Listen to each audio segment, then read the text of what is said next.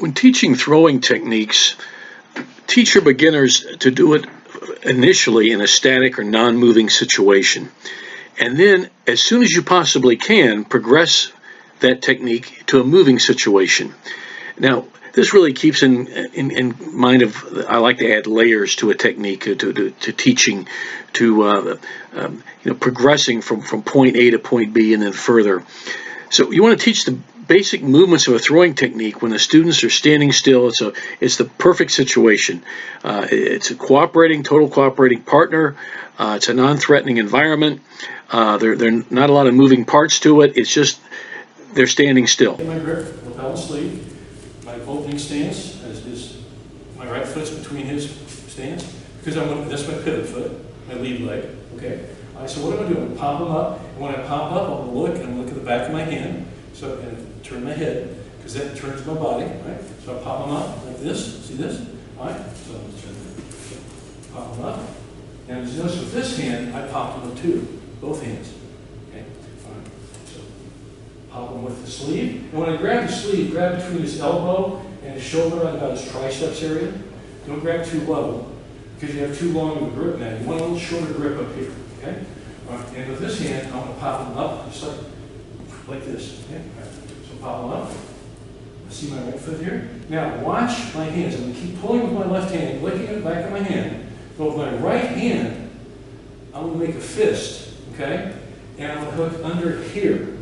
I'm not going to put him over my shoulder. I'm going to hook my arm right in here and pull his shoulder to my shoulder. See that?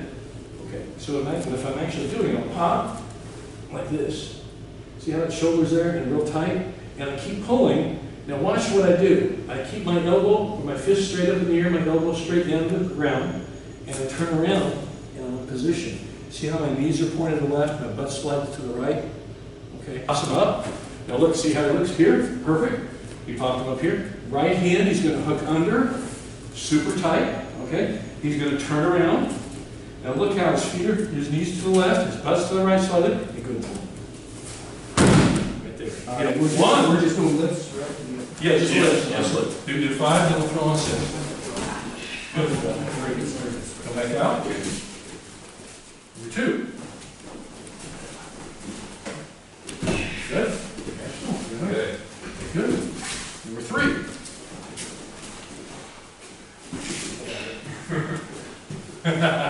You guys are reverting to Ryoshi because we did so much of it. That's right. Okay, number 4. Waist in and you just up right there. Okay. Good. There you go. 5. And each placement will make it a little easier depending on how that's it. Working on a bigger guy. Last one, number 6 you're going to throw, and 6. Throw. Here's your throw. I don't know if I can do it. Pop it up. And arm in. Turn. And as the students develop this basic level of skill with a technique, with a cooperative partner in a standing still situation, progress to the next level and teach the technique in a moving situation, and do this as soon as possible, preferably within the same practice session. Now, often what I found is using a yumiashi, the normal walking movement pattern, forward and back in a straight line. And that's ideal for doing this. I teach as an example is ukigoshi, one of the first throwing techniques that I teach to my beginners. And we teach the ukigoshi in a non-moving situation where do all the kazushi, the sukuri, all the points of picking him up and then executing the throw to some degree, the kake, but with a student standing still. And that's a good time to really teach the very, very fundamental things about that, the kazushi, the gripping, everything.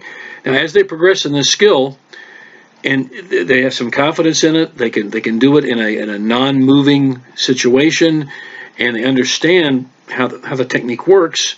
Then you move on and show them how to do it in a straight line, a yumiashi movement pattern.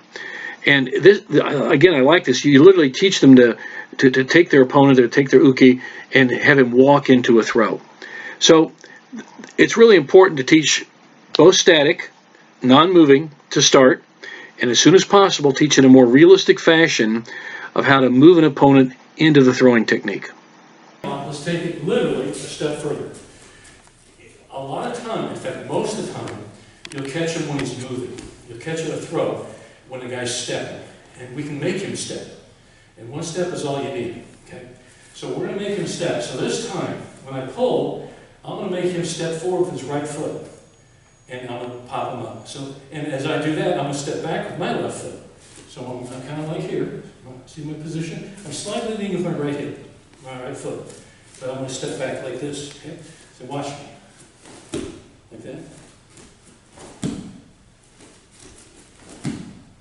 See that? This movement. Okay, I want to pull here. I'm pulling up. I'm bringing him way up on his toes. Okay? So, step. Now this move, I want him to step because when I have to step, eventually come right into my sayonagi. Now watch Jake. He's going to do some uchikomis on sayonagi. Every time he steps, does this look kind of familiar to the other drill we did earlier? We make him step. Okay, this time he's going to fit in. There you go.